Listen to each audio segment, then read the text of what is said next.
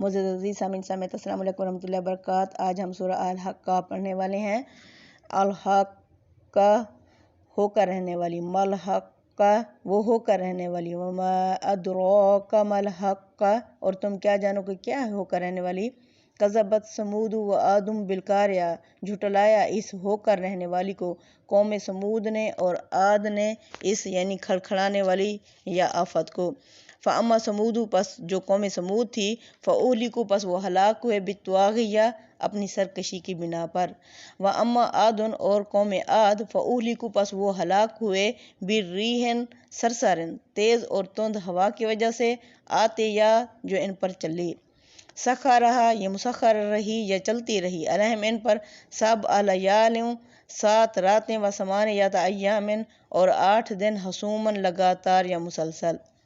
فتر القوم فیہا سرا اگر تم دیکھتے اس قوم کو گرا ہوا، کأنہم گویا ایسے اعجاز نخل خاویہ جیسے کھجور کے تنے گرے پڑے ہوں۔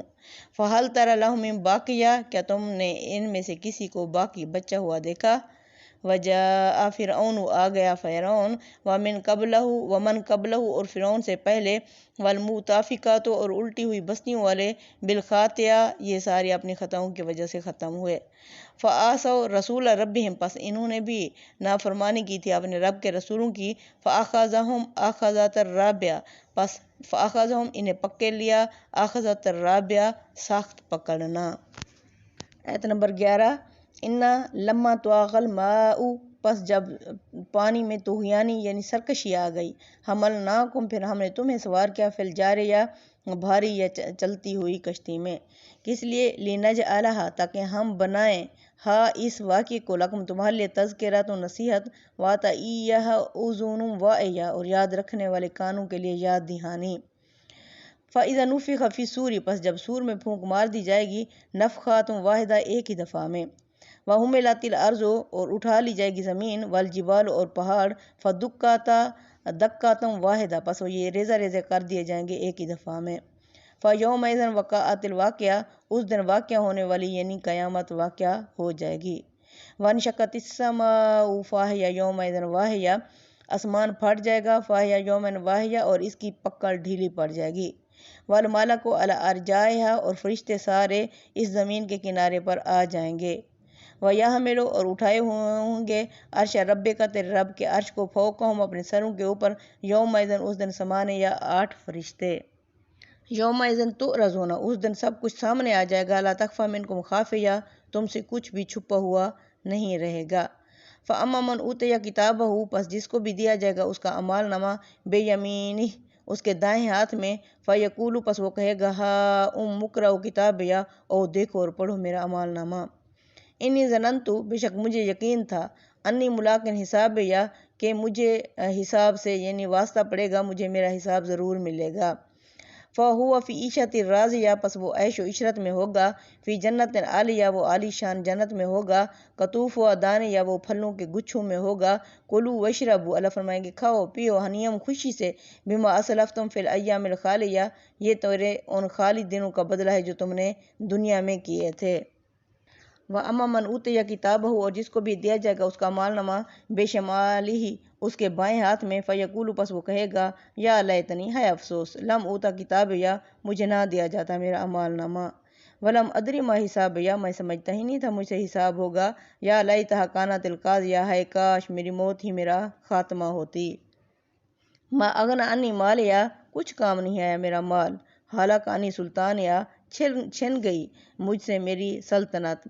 خذوہ اللہ فرمائیں گے پکڑو اسے، فغلوہ اور اسے جکڑ دو، ثم الجحیم صلوہ پھر اسے جہنم میں ڈال دو، ثم پھر فی سلسلۃ ذرعہا 70 ذراعا پھر 70 گز لمبی زنجیروں میں، فاسلکوہ اسے جکڑ دو۔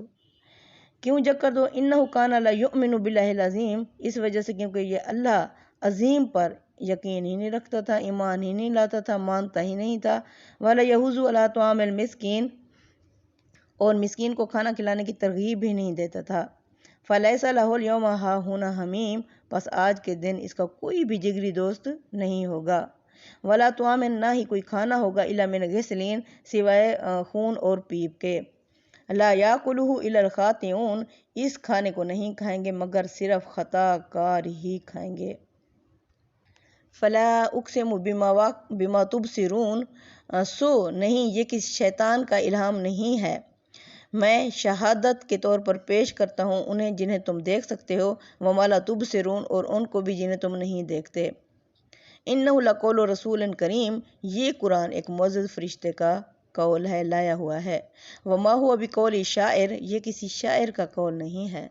قلیلا ما تؤمنون، تم کم ہی ایمان لاتے ہو۔ ولا بقول کاہن، نہ ہی یہ کسی کاہن یعنی جادوگر کا قول ہے۔ قلیلا ما تذکرون، تم کم ہی نصیحت پکڑتے ہو۔ تنزیل من رب العالمین، یہ نازل کردہ ہے تمام جہانوں کے پروردگار کی طرف سے۔